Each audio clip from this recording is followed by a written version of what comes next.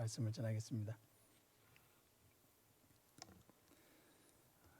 성도는 항상 가정을 소중하게 여겨야 합니다. 신앙이 성숙한 사람일수록 가정을 더욱 아름답게 가꾸고 말씀을 따라서 가정을 세워나가야 합니다. 가정을 설계하신 분은 하나님이십니다. 하나님께서 먼저 아담을 만드신 후에 아담이 독자하는 것이 좋지 못하다고 하시고 하와를 창조하여 하나님께로 인도해 오셨습니다. 그리고 아담과 하와를 통해서 가인과 아벨이 태어났습니다. 하나님께서 가정을 이루게 하신 것입니다.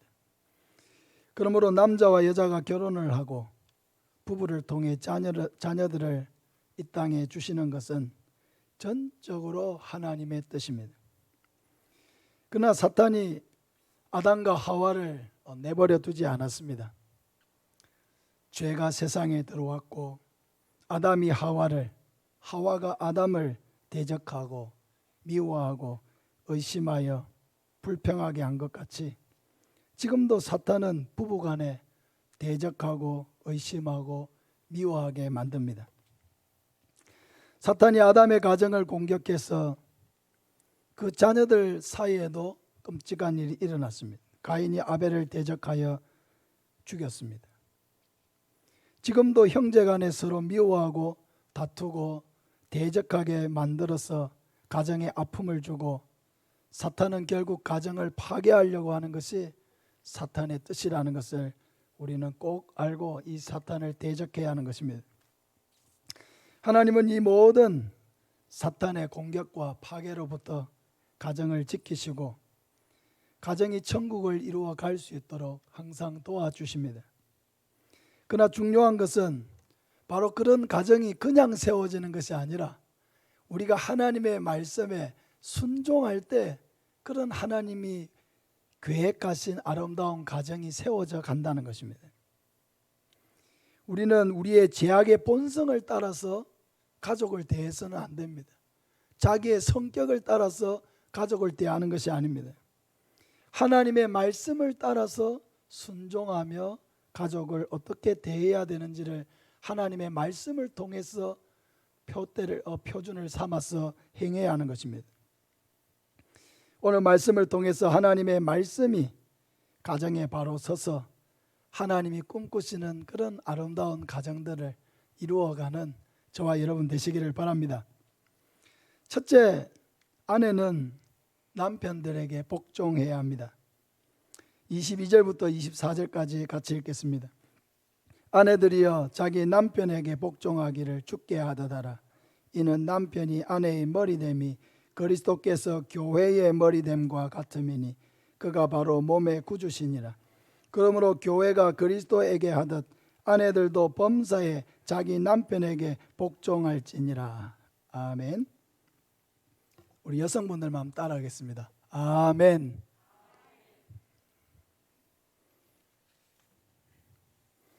가정이 가장 어려움을 겪는 이유가 어디에 있을까? 가정이 왜 문제가 많이 생길까? 남편이 가정의 머리이지만은 가장이 남편으로서 존경받지 못하고 있는 상황, 이 상황이 가정을 어렵게 만드는 것입니다. 아내들은 성경의 다른 모든 말씀은 다 하나님의 말씀이니까 당연히 우리가 지켜야 되죠. 그런데 아내들이 제일 불편해하는 말씀이 이 말씀입니다. 왜 이 말씀이 성경에 있어가지고 우리를 이렇게 힘들게 만들까? 이 말씀은 도무지 지킬 수 없는 말씀이다. 아니거든요. 다른 모든 말씀이 하나님의 말씀으로 우리가 반드시 지켜야 하는 말씀으로 우리가 받아들인다면은 이 말씀 역시도 하나님이 이렇게 말씀하신 분명한 이유가 있고 이렇게 할 때에 가정에 주시는 하나님의 복이 있기 때문에 이 말씀을 주시는 것입니다. 아내는 남편이 가정의 머리됨을 인정해야 합니다. 그것은 그리스도께서 교회의 머리됨과 같다 이렇게 말씀하고 있습니다. 여러분, 교회의 머리가 그리스도이심을 인정하십니까? 아멘. 교회는 반드시 그리스도에게 순종해야 됩니까? 안 해야 됩니까? 반드시 순종해야 되죠. 교회의 머리가 그리스도가 교회의 머리됨 같이 이꼴이에요. 같이 남편이 가정의 머리다. 근데 이게 인정이 잘 안 되는 거예요. 내가 모든 걸 다 조정해야 되고 내가 모든 걸 다 해야 되는 거예요. 그게 지금 가정의 어려움을 초래하고 있는 문제입니다. 이 모든 가정의 어려움은 남편 때문이야. 남편을 잘 못 만났기 때문에 가정에 어려움이 생긴 거야. 아니거든요. 어떤 사람을 만나더라도 똑같은 문제는 항상 생길 수 있습니다. 문제는 바로 우리 자신에게 있는 거죠. 그래서 우리가 가정을 생각할 때에, 또 우리 가정에 어떤 어려움이 있다고 생각할 때에 자신을 한번 돌아보아야 합니다. 나는 하나님께서 명령하신 대로 남편에게 복종하고 있는가? 나는 남편을 가정의 머리로서 존경하고 있는가? 이게 바로 우리의 점검 질문입니다. 다른 모든 말씀이 우리의 모든 삶의 기준이 되고 우리 모든 행동의 그런 점검의 기준이 되듯이 이 말씀 또한 가정 안에서 나는 하나님께서 내게 주신 가정의 머리로서 남편을 복종하고 순종하고 또 존경하고 있는가? 여러분, 가정이 하나님의 그런 설계대로 가정이 세워지려고 하면은 반드시 이게 이루어져야 돼요. 가장이 가정에서 합당한 존경을 받을 때 가정이 아름답게 세워지는 것입니다. 이게 중요해요. 두 번째, 남편은 아내를 자기 목숨같이 사랑해야 합니다. 25절부터 보면은 25절을 보겠습니다. 남편들아 아내 사랑하기를 그리스도께서 교회를 사랑하시고 그 교회를 위하여 자신을 주심같이 하라. 28절 이와 같이 남편들도 자기 아내 사랑하기를 자기 자신과 같이 할지니 자기 아내를 사랑하는 자는 자기를 사랑하는 것이라. 아내가 남편에게 복종하고 순종해야 하지만 그렇다고 남편이 가정에서 왕처럼 모든 것을 부려먹기만 하는 것이 결코 아닙니다. 남편에게는 더 무거운 순종의 길이 있습니다. 아내를 사랑하되 그리스도께서 교회를 사랑하심같이 사랑하라 이렇게 했습니다. 여러분, 그리스도께서 교회를 어떻게 사랑하셨습니까? 교회를 위해서 자신을 십자가에 내어주시고 모든 고난과 고통과 수치를 대신 담당하시고 자기의 목숨을 내어주시기까지 사랑하셨습니다. 이게 예수 그리스도께서 교회를 사랑하신 방식이죠. 사랑하는 여러분, 특별히 남편된 가장된 여러분, 모든 희생을 다해서 아내를 사랑하고 있다고 말할 수 있습니까? 아니면은 나를 위해서 더 많은 희생을 계속해서 요구하고 있습니까? 여러분, 가정을 다스리는 방식은 섬김과 희생입니다. 가정에서 리더십이 바로 서기 위해서는 바로 섬김과 리더십의 섬김의 리더십, 희생의 리더십이 서야 하는 것입니다. 가정은 사랑으로 가정을 다스려야 합니다. 가장의 권위는 어떤 명령이나 위압감으로 세워지지 않고 사랑하고 섬기면 가장의 권위가 세워지게 되는 것입니다. 사랑하는 여러분, 마음을 다해서 아내를 사랑하시기를 바랍니다. 아내를 사랑하는 것은 곧 자기 자신을 사랑하는 것이다. 이렇게 말씀하고 있습니다. 그러니까 아내를 사랑하지 않는 것은 아내를 사랑하지 않는 게 아니고 더 근본적으로는 자기 자신을 미워하는 것입니다. 자기를 미워하니까 아내도 미워하는 거죠.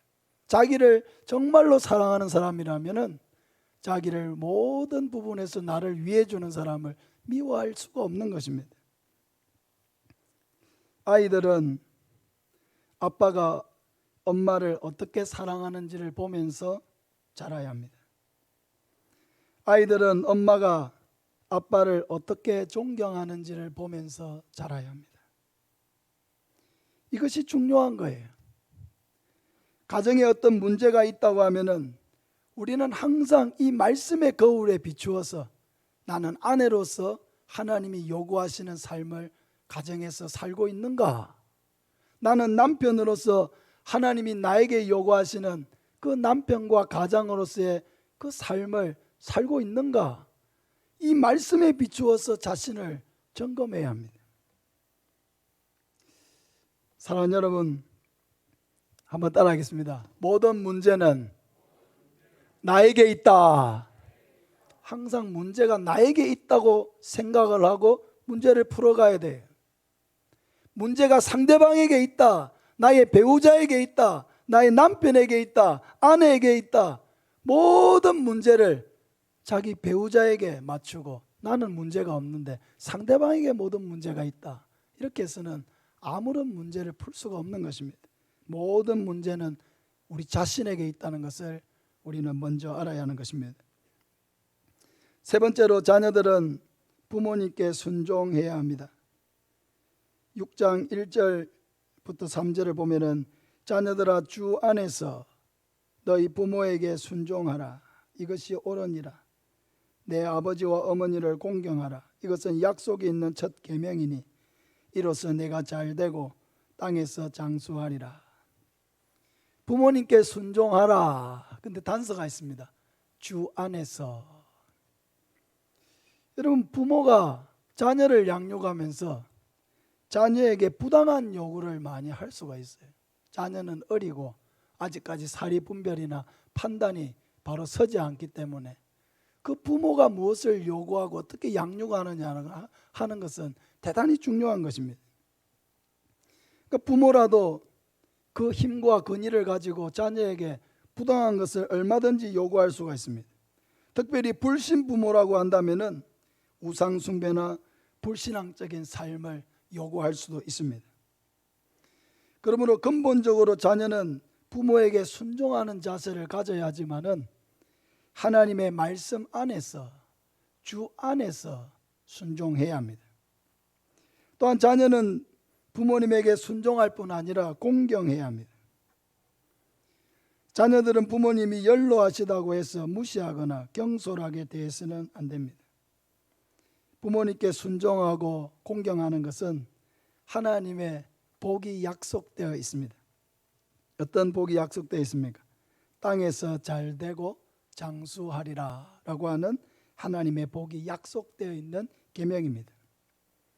이 말은 하나님이 부모님에게 잘하는 자녀에게 이러한 복을 주시고 형통하게 하시겠다는 하나님의 뜻이 반영된 약속입니다.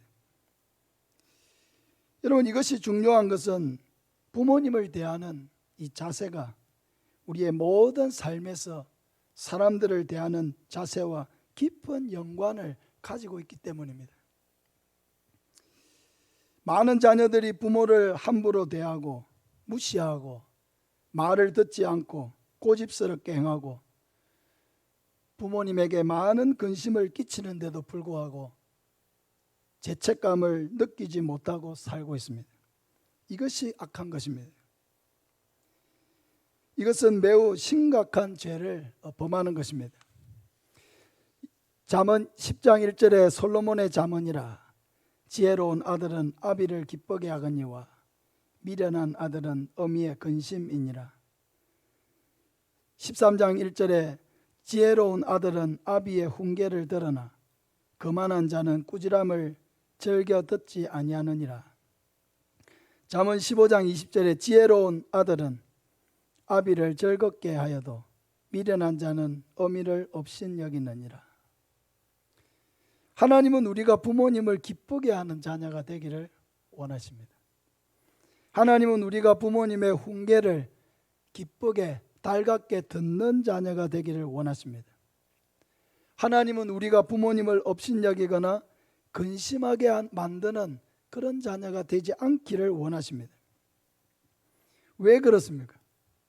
부모님은 그 자녀를 위해서 자기의 모든 것을 희생하고, 이 세상에는 부모님보다 그 자녀, 우리를 더 사랑해 줄 수 있는 사람은 없기 때문입니다. 그러니까 그런 사랑을 가지고 우리를 대하는 그 부모님을 업신여기고 근심하게 만드는 것은 우리가 받고 있는 모든 은혜에 대한 배은 망덕이 되기 때문에 하나님은 부모님에 대한 죄를 매우 엄하게 물으시는 것입니다. 내가 부모님께 잘하고 있느냐라고 하는 것은 내 기준이 아닙니다.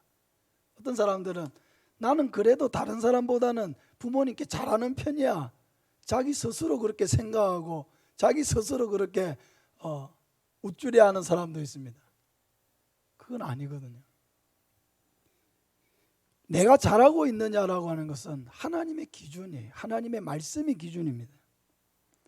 하나님이 내게 요구하시는 대로 나는 부모님의 뜻에 잘 순종하고, 또 나를 위해서 해주시는 훈계가 있을 때 그걸 달갑게 잘 듣고, 또 부모님이 나를 사랑해 주신 그 희생에 항상 감사한 마음을 가지고 나도 최선을 다해서 섬기고 있는가, 하나님의 말씀에 근거해서 우리는 항상 자기를 돌아봐야 합니다.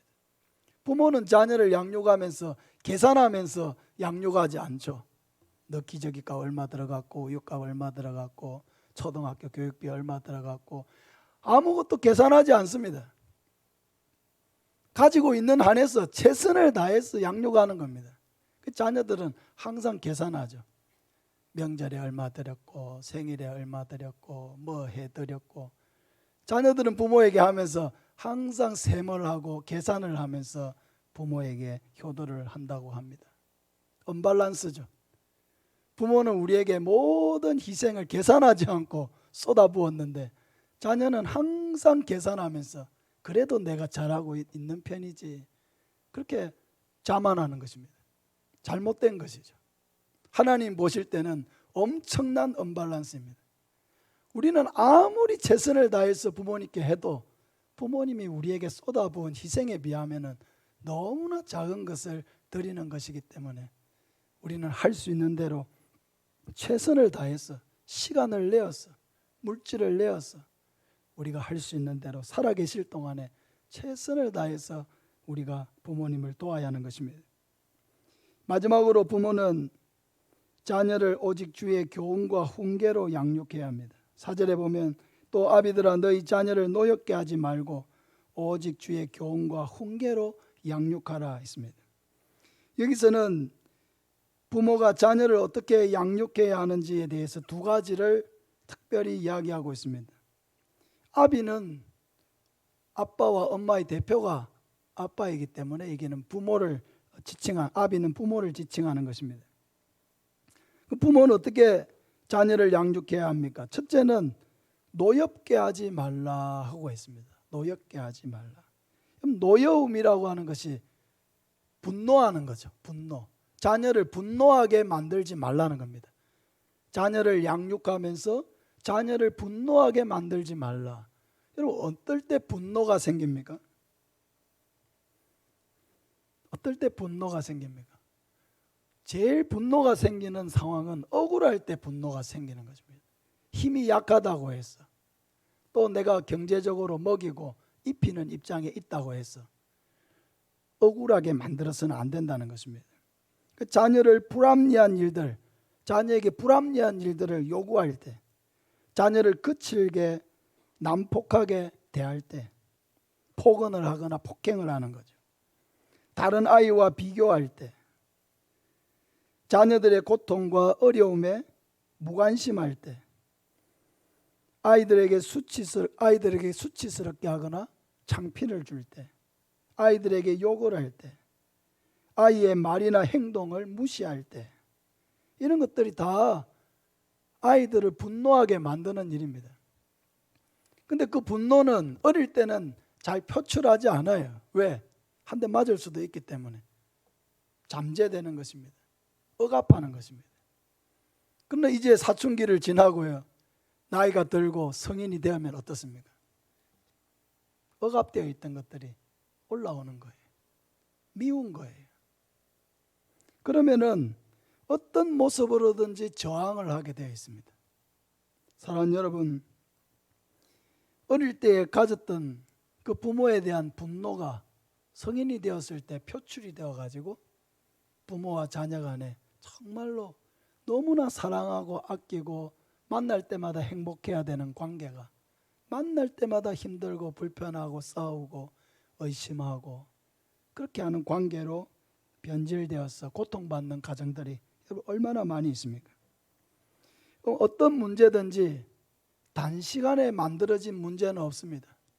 긴 시간들을 통해서 우리가 어떤 씨를 뿌렸느냐에 따라서 시간이 지나 그것을 거두게 되는 것입니다. 사랑하는 여러분,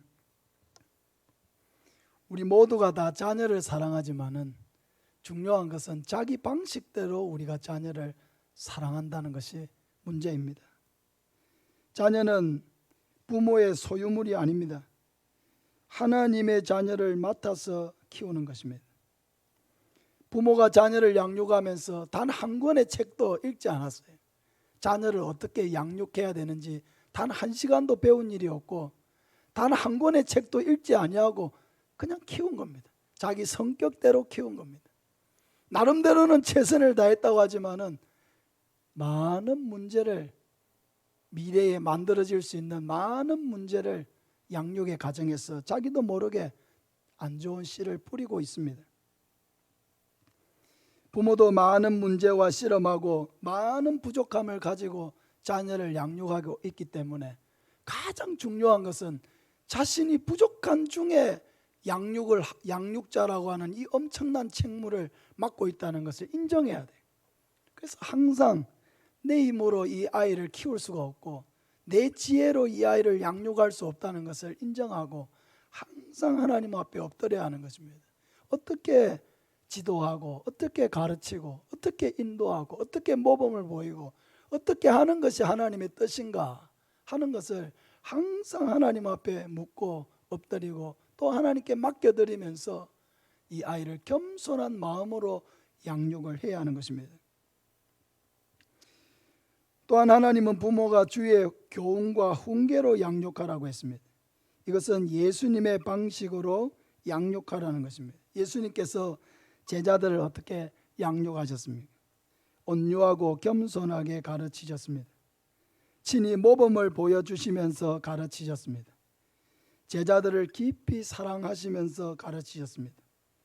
제자들이 뭔가 잘못하고 실수할 때에 비난하는 것이 아니라 어떻게 올바르게 할 수 있는지를 가르쳐 주셨습니다. 어렵죠. 하나님께서 우리에게 주신 기준이 참 어렵습니다. 아내가 남편에게 복종하는 것 굉장히 어렵습니다. 남편이 아내를 위해서 자기의 목숨을 내어줄 정도로 희생하고 사랑하는 것 굉장히 어렵습니다. 자녀가 부모에게 효도하는 것 대단히 어렵습니다. 최선을 다해도 어렵습니다. 부모로서의 역할과 자리를 유지하는 것 대단히 어렵습니다. 우리는 얼마나 잘못되게 자녀에게 가르치고 양육하고 잘못된 본을 보이고 그렇게 했습니까? 죄가 세상에 들어와서 사탄은 끊임없이 그 틈을 노리고 부부간에 다투고 의심하고 미워하게 만들고 부모와 자녀 간에 서로 미워하고 의심하고 불평하고 원망하게 만듭니다. 부모님이 우리에게 해준 은혜와 사랑은 별로 생각하지 않죠. 안 해준 것만 생각하죠.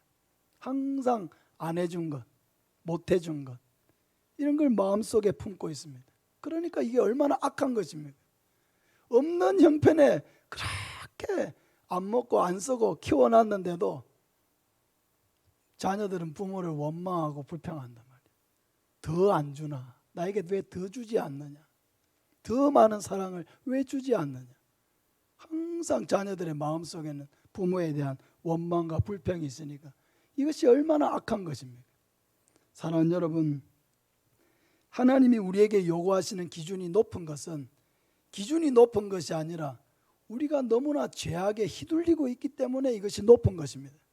사랑하는 여러분, 항상 하나님의 말씀을 기준으로 삼아서 내가 가정에서 아내로서, 남편으로서, 자녀로서, 엄마 아빠로서 어떻게 해야 될 건지 하나님의 말씀을 기준으로 해서 항상 자신을 점검하고 노력하시길 바랍니다.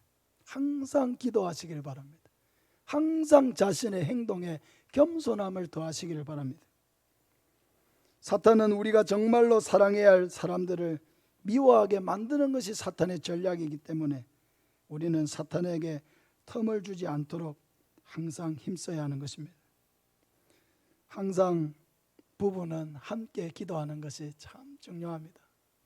함께 기도하고 함께 예배하고 함께 하나님을 의지하고 함께 겸손하게 서로의 의견을 듣고 보완을 해서 그렇게 해서 함께 아름답게 가정을 세워나가는 것이 대단히 중요합니다. 성도는 가정을 항상 소중하게 여겨야 합니다. 신앙이 좋은 사람일수록 더 성숙하게 가정을 세우는 사람이 되어야 합니다. 더 아름답게 남편을 세우고 더 아름답게 아내를 섬기고 더 최선을 다해서 부모님을 섬기고 더 최선을 다해서 믿음으로 자녀들을 양육하려고 힘써야 합니다. 특별히 가장이 믿음으로 바로 서는 것은 대단히 중요합니다. 가장은 가정의 머리이기 때문에 가장이 믿음으로 바로 서야 그 가정을 믿음으로 이끌어갈 수가 있게 되는 것입니다. 사랑하는 여러분, 항상 가정을 소중하게 여기시기를 바랍니다. 내 옆에 있는 사람이 가장 나에게 적합한 배우자이기 때문에 하나님께서 우리에게 주신 것입니다. 더 좋은 사람이 있을 거라고 생각하지 마세요. 내 옆에 있는 사람이 가장 소중한 사람이고 가장 적합한 사람입니다. 우리 모든 성도들은 항상 가정을 이렇게 소중하게 여기고 가정을 통해서 하나님의 마음을 깨닫고 가정을 이전보다도 더 사랑이 넘치는 천국으로 만들어가는 저와 여러분 되시기를 예수님의 이름으로 축복합니다. 아멘. 우리 찬송가 542장 찬송